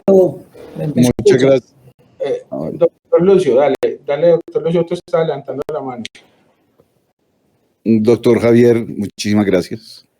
Maravilloso escucharlo. Este es un tema apasionante, de mucha técnica, de mucha trayectoria, y yo digo que es la rama del derecho que más memoria necesita, porque es donde hay mayor cantidad de jurisprudencia y entrecruce de variables. Yo me voy a referir a 2 puntos. El primero alrededor de algo muy importante y que Pedro Juan lo hablaba al principio, y es la herencia de dónde vienen los departamentos. En el año 2019 salió un decreto por el cual se creaban las regiones administrativas de planificación, y era el permiso o la posibilidad de que departamentos se juntaran para tener una planificación conjunta de sus recursos. Básicamente se juntó el litoral pacífico, se juntó la costa, y Antioquia pues ahí sigue patinando en la región administrativa de planificación, porque ya también el eje cafetero se juntó. También existía eso de poder crear una Antioquia federal o de crear una Colombia federal. Sí, en algún momento nos impulsó mucho eso de Colombia federal para que todos los recursos generados en Antioquia pues fueran utilizados adentro. Y este es mi primer concepto alrededor de cómo nos dividamos, cómo estemos, si somos medio ciudades, regiones, medio áreas metropolitanas, provincias, regiones administrativas de planificación, u otras figuras que hayan político-administrativas. Yo creo que lo básico es que los recursos generados en una región sean en algún porcentaje, ojalá significativo, gastados en esa misma región. Esto es bien importante, porque y quisiera su concepto alrededor de esta posibilidad de cómo haya de redirigir que la riqueza que se genere en un punto sea gastada o invertida en ese punto. Para pasar, esa es una primera pregunta. La segunda pregunta tiene que ver con exactamente esa palabra, la distribución de la riqueza. En el año 78 terminé economía industrial y mi hermano tributarista, que en paz descanse, me dijo, no, usted es muy de buenas. Acaban de cambiar absolutamente toda la legislación tributaria. Por lo tanto, usted no imagino que se la lee el estudio y usted entra base cero, nuevecito, con toda la información. Y entré y me gustó muchísimo, pero no me gustó la parte técnica y operativa, pero siempre me ha gustado mucho un tema, y es el tema de cómo se distribuyen los estados, cómo distribuyen las sociedades, cómo distribuyen los territorios su riqueza. Desde Adam Smith está el tema de la distribución de la riqueza de los territorios. Y entonces en esto hay teoría de impuestos, hay muchísimos temas. Y en esto, y aquí va mi pregunta, porque me preocupa mucho que ahora se pida algo que se está manejando desde hace, en perspectiva, desde hace por ahí 10 años, de que algún día tendremos que tener una renta básica, es decir, que la riqueza de un país se reparta dentro de todos sus habitantes, como un ingreso básico cuando todos los robots estén funcionando, ellos sean los que trabajen y nosotros pues obviamente recibiríamos la renta básica, o un Estado que gaste bastante, que sea el mayor empleador, de que sea el mayor inversor y que sea capaz de manejar absolutamente todo. Y ahí vienen las dos preguntas.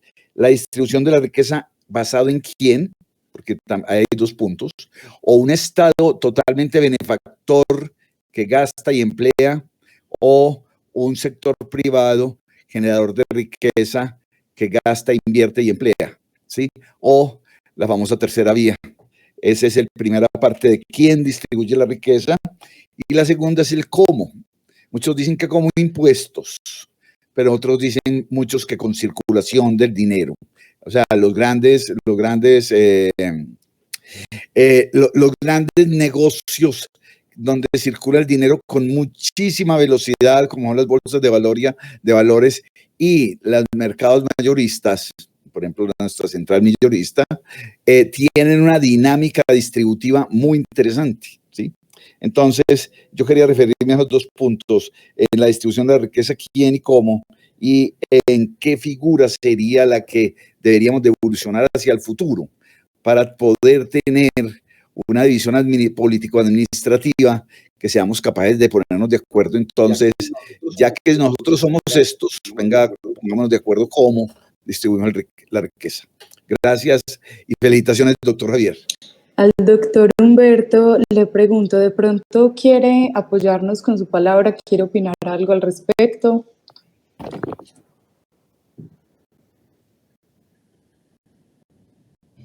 Doctor Javier, adelante. ¿Me escuchan? Sí, señor. Bueno, Juan tocaba temas, pues Pedro tocó temas muy importantes, Juan ni se diga y Lucio también. Aquí hay que empezar por varias cosas. Voy a empezar haciendo un recuento de lo que dijo Pedro, paso a Juan y termino en la pregunta de Lucio.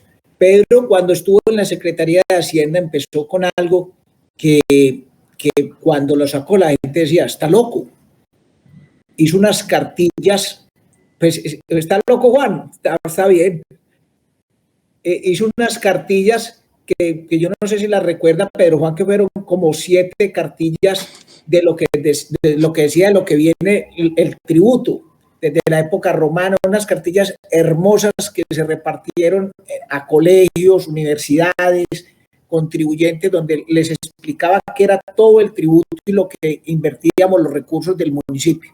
Empezó a crear lo que era la famosa cultura tributaria. Yo creo que en esto tenemos que empezar a revisar muchos temas, empezando por la cultura tributaria, que es un tema bien importante que hay que trabajar y que lo tocaba Juan.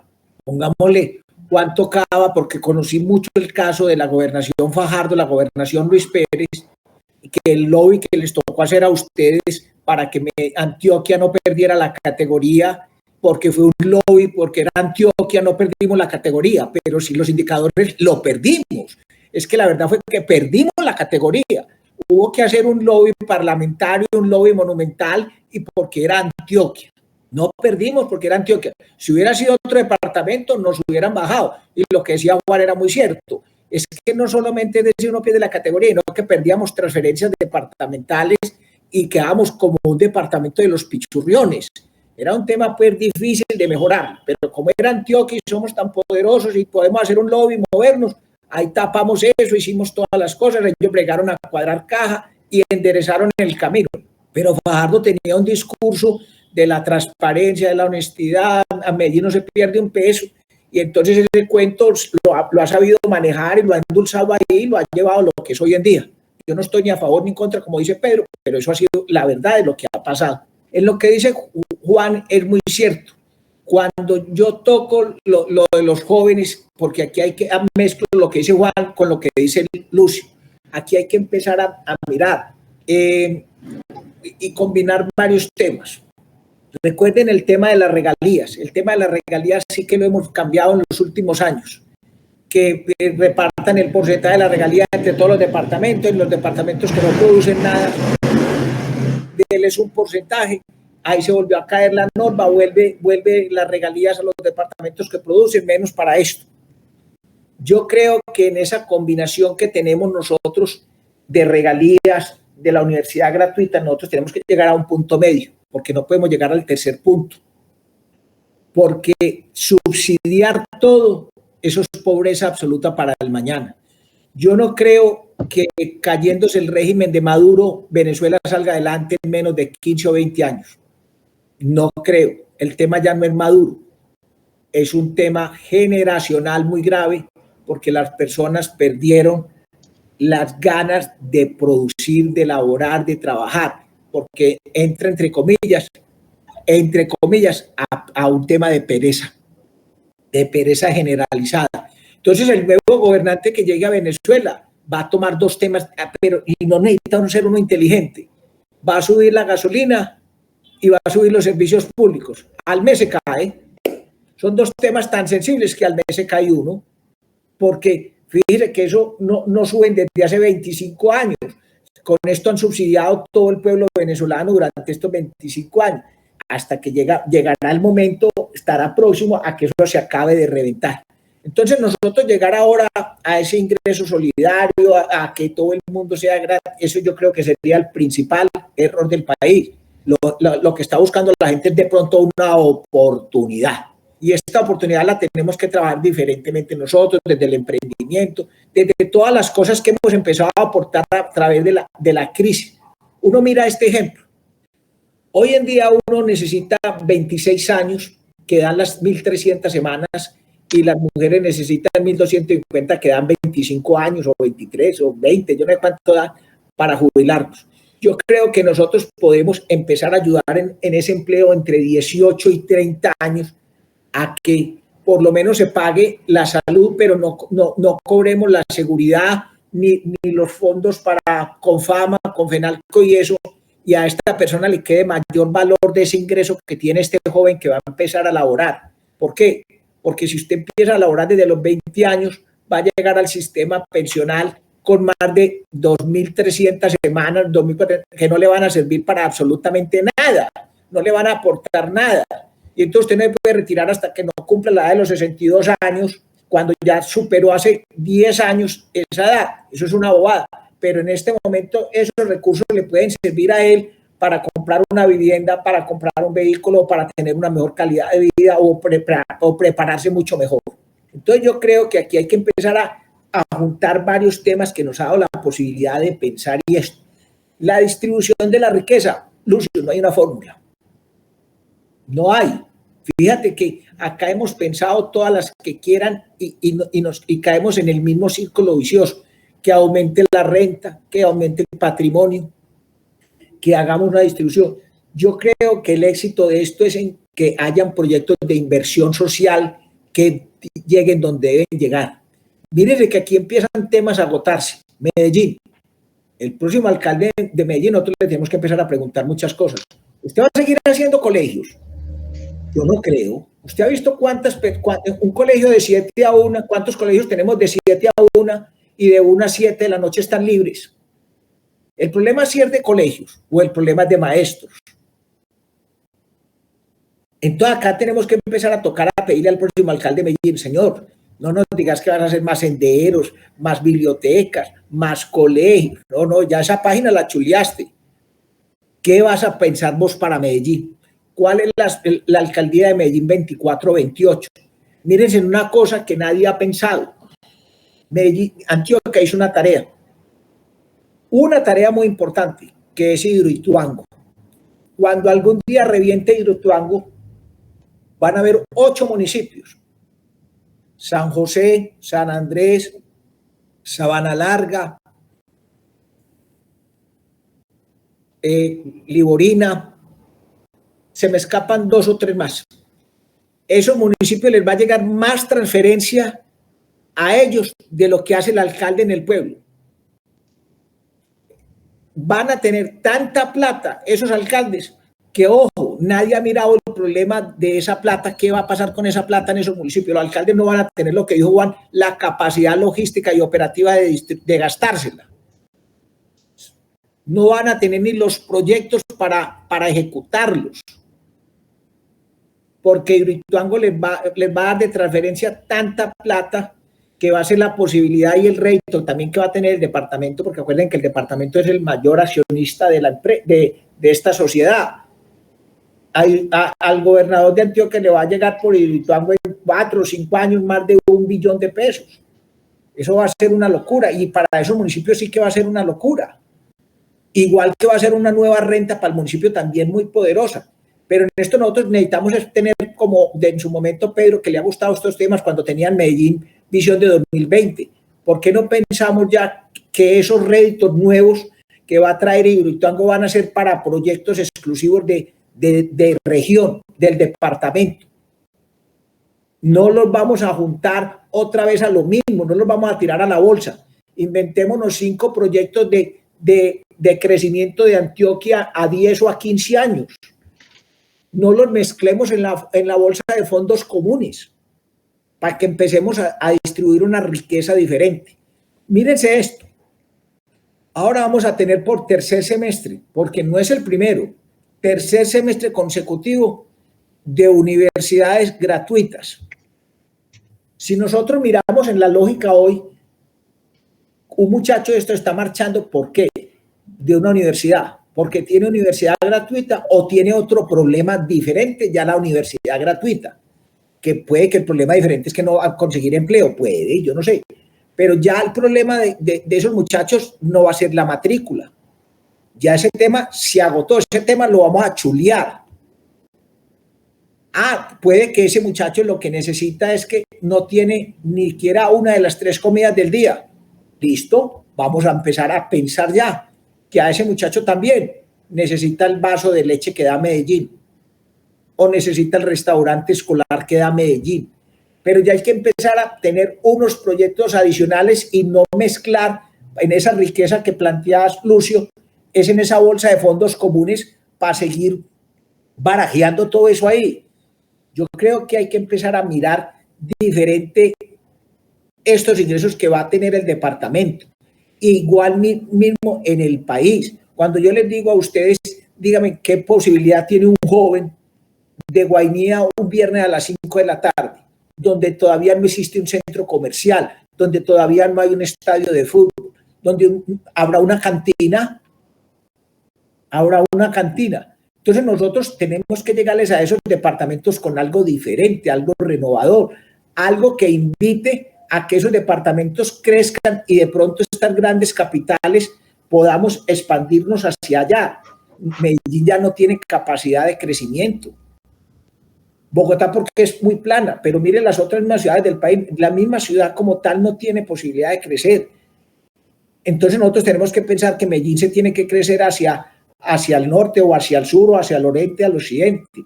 Yo creo que es hora de pensar en las 2 nuevas áreas metropolitanas, en la área metropolitana del oriente, en la área metropolitana del occidente. Yo creo que aquí ya Medellín no puede pensar como Medellín, porque mire que los problemas de Medellín ya no son de Medellín, sino que vienen también del área metropolitana. Medellín, el alcalde puede hacer todo lo que quiera en seguridad, pero si sus municipios vecinos están indisciplinados, caen acá. Medellín no puede seguir creciendo con 4 entidades del sector académico, ITM, Colegio Mayor, Pascual Bravo y la próxima a inaugurar, cuando los municipios del lado no tienen. Entonces nosotros necesitamos es conformar una verdadera área metropolitana, no un área metropolitana para chicanear, que tenemos un área metropolitana para chicanear, pero cuando miramos Medellín y miramos a Barbosa, la diferencia es muy grande. Cuando miramos a Medellín con Girardota o con Caldas, también es muy grande. Nosotros tenemos que mirar esto como lo que vos planteabas en su momento, la región pacífica, la región costeña. Nosotros tenemos que mirar ya o un departamento más poderoso o una Medellín más poderosa con 15 o 20 municipios que trabajen unidos. Pero volvemos al problema que decía Pedro también ahora. El gobernador no le copia ni el alcalde no le copia, entonces el alcalde de Medellín es tan importante como el de La Estrella, el de La Estrella como el de Sabaneta. Aquí hubo un tema pero que dio hasta risa. Fajardo en la presidencia de hace 2 o 3 años iba a hacer campaña a Río Negro y el alcalde de Río Negro no lo dejó entrar al municipio una noche al parque de Río Negro, lo sacó de allá y Fajardo pues que se creía pues que era Fajardo y que por qué no lo dejaba y lo sacó como Pepa de Guama de allá. Entonces nosotros tenemos que pensar en una ciudad-región dentro del mismo departamento, porque esa riqueza que Medellín tiene no la tiene nadie en el departamento. Cuando ponían el caso de aquí Juan y Pedro, que por eso es el soporte de la gobernación hacia ellos. Si nosotros no les damos sangre, esos municipios seguirán ahí abandonados a lo que mi Dios los traiga, mi Dios los lleva. Cuando nos acordamos de que hubo 4 muertos, se vino un barranco, pero esa gente seguirá en esa misma pobreza absoluta. Yo creo que esa repartición, fórmula no hay. Es una fórmula, yo creo, más social, es una fórmula de buscar proyectos que nos lleguen. Cuando miramos hoy en día, miren lo que está pasando en el suroeste. Cuando miramos esas vías del suroeste, con seguridad que el polo de desarrollo de Antioquia va a estar al suroeste en 6 o 7 años. Mírense en esas obras que se están haciendo. Y cuando vamos a mirar a Urabá, cuando pasemos ese túnel, vamos a tener mar a 3 o 4 horas. Son polos de desarrollo y en esos polos de desarrollo, mire que Medellín sí entró. Parte de la construcción del túnel del Toyo, Medellín aportó 600.000 millones de pesos, porque Medellín sabe que su desarrollo no está en Medellín, su desarrollo está hacia afuera. No sé si con eso te lleno alguna parte de tu pregunta, Lucio. Muchas gracias, Javier. Sí, es maravilloso ese tema de la distribución de la riqueza y de la fórmula. Pero el doctor Pedro Juan es el que sigue en la palabra. Claro que sí, adelante, doctor Pedro Juan. A ver, es que han estado muy provocativas las reflexiones de cada uno de ustedes y yo quisiera simplemente apuntar 3 o 4 adicionales, no como aseveraciones, sino más bien como reflexiones. Javier hablaba de impuestos indirectos. Y recuerden que impuestos indirectos, Juan Pablo, también es la inflación. No solo los peajes, ni los temas de, comillas, entregar a privados el manejo de temas tan sensibles como la salud o las pensiones, o los servicios públicos. Lo otro es que estoy absolutamente de acuerdo con Javier, ahora que estos municipios van a recibir regalías de Hidroituango y el propio departamento, esos recursos deben ser utilizados en proyectos que generen más ingresos, no en tapar huecos. Es muy ingenuo lo que estoy diciendo, la luna es de queso. Estoy absolutamente de acuerdo con un comentario que hace Germán Furnieles, que si acaso no será importante volver a recuperar a Malthus, Juan Pablo, para poder barajar distinto. Y saben que yo sí estoy de acuerdo con eso, y ya les voy a decir por qué. Alejandro Echeverri, que siempre nos acompaña, gracias Alejo, dice que no solamente es importante la renta básica, sino los activos básicos universales, que ese es el patrimonio de la verdadera esencia, Javier, de lo que es lo público. Pero fíjense en esto que es tan simple y tan bobo y tan de todo. Resulta que hoy los temas, las palabras que se están utilizando, los conceptos son diálogos, conversaciones, acuerdos, pactos y sinónimos. Y mi pregunta ingenua sería, ¿sobre qué están hablando? Hace unas 4 o 5 sesiones el doctor Humberto llegó aquí y nos provocó con el tema de la argumentación y nos sacó un librote pues como de 3.884 páginas, la teoría de la argumentación. Qué libro tan maravilloso, se lo recomiendo, vale la pena. Por una razón muy simple. ¿Cómo les parece que cuando uno mira el listado de los países desarrollados del mundo, todos son repúblicas unitarias con organización federal? Por coincidencia, por Chepa, Javier, todos. No hay uno solo que no sea así. Ahora, nosotros tenemos que distinguir unas cosas, porque es que vamos a cumplir 30 años con esa constitución y no la hemos leído, hombre, ni la hemos entendido.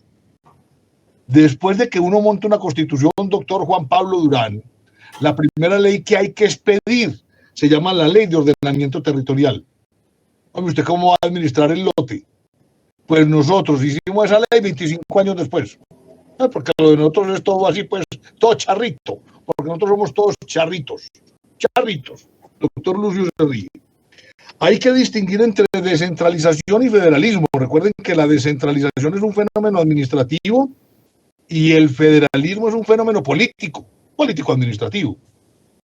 Pero federalización, doctor Javier, sin autonomía fiscal, no existe.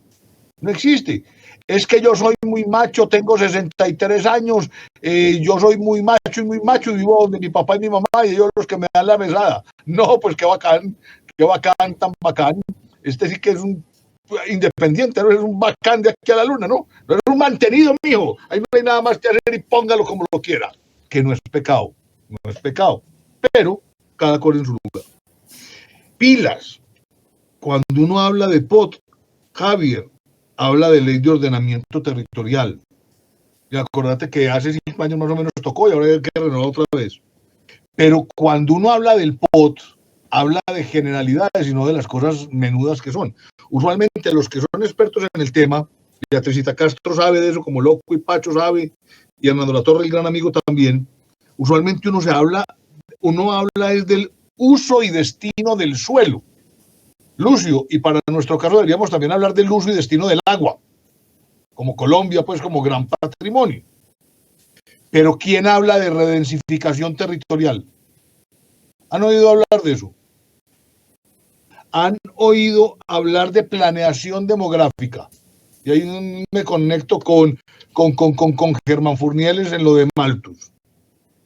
¿Alguien ha pensado en que para poder, comillas, refundar el país, que es lo que quieren hacer ahora algunos, hay que hablar de cosas con las cuales no estamos acostumbrados a conversar? Lucio, a un país que tiene un territorio continental de 1.194.400 kilómetros, numeritos redondos, y 900.000 kilómetros de mar sin restar lo que vamos a perder con Nicaragua, se justifican 34 departamentos. O necesitamos 120 departamentos, o necesitamos 8, pero nadie está discutiendo eso. Y Javier, serán muchos 1.200 municipios. ¿No será que necesitamos 10.000? ¿O será que necesitamos 120? Recuerden que para la reconstrucción de Francia, con el plan Marshall, pasaron de 3.300 municipios a 10.000, mientras sacaban a todo el mundo de esa tragedia en la que estaban. Hoy vuelven a tener más o menos 3.000, porque dieron la vuelta. Pero en su momento se volcaron al territorio. Se volcaron al territorio. Usted hay que administrar el territorio, caray. Entonces, si usted no hace las preguntas que son, en el momento en el que dice que van a refundar esto, yo no sé quién lo va a refundar, entonces vamos a seguir con las mismas. Ahora, cuando estábamos haciendo la maestría en Ciencias Políticas en la Universidad de Antioquia, yo tenía un compañero muy querido llamado Benjamín Higuita. ¿Se acuerdan de Benjamín? Sí. Javier, ¿te acuerdas de Benjamín? Sí. Fuimos compañeros de eso.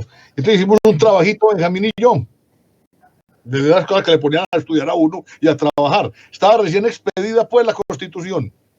Hombre, ¿cuánto vale implementar en Colombia los derechos fundamentales? Y en ese momentico estábamos hablando de 38 millones de habitantes. ¿Alguien ha hecho esa cuenta? Porque aquí no derechos fundamentales para todos, independiente de que eran 50 millones, o 60 o 70, Javier, no. Sí, claro. Y acordate que el único milagro que no pudo hacer mi Dios fue pagar sin tener de dónde. Y entonces ahora subsidio y apoyo y matrícula cero y no sé qué. Yo me imagino que es que el Estado colombiano se ha ganado como 300 balotos y no nos ha contado. Porque el resto de la plata de alguna parte tiene que salir Juanchito, no. Pues que de alguna parte tiene que hacer. Ahora, ¿de dónde va a salir esa plata? ¿Quién sabe? Y por ahí está esa figura complicadísima de la inflación, que después hablamos de ella en profundidad, que es un fenómeno muy complicado. Una inflación mal manejada es como un cancercito. Es un cancercito de los que se lo pueden entregar a uno. Yo no quiero quitarle más tiempo, quiero más bien oír a Juancho a ver qué nos puede ayudar, recordando que son las 6:52. No, simplemente recordar las locuras, como algunos dijeron en su momento de Pedro Juan, pues rebosan el tema de la cultura tributaria, pasan por la comisión tripartita, por la comisión Universidad de Empresa Estado en Antioquia. Gracias a Dios tenemos las locuras de Pedro Juan. Digamos, el tema de si es Estado o es privado o todo eso, pues es muy importante, porque esa discusión es muy importante, pues primero porque se ha ideologizado mucho. Es decir, y en realidad eso no es así. Es decir, en realidad lo que siempre ha existido y lo que comúnmente existe es una cooperación entre lo público y lo privado.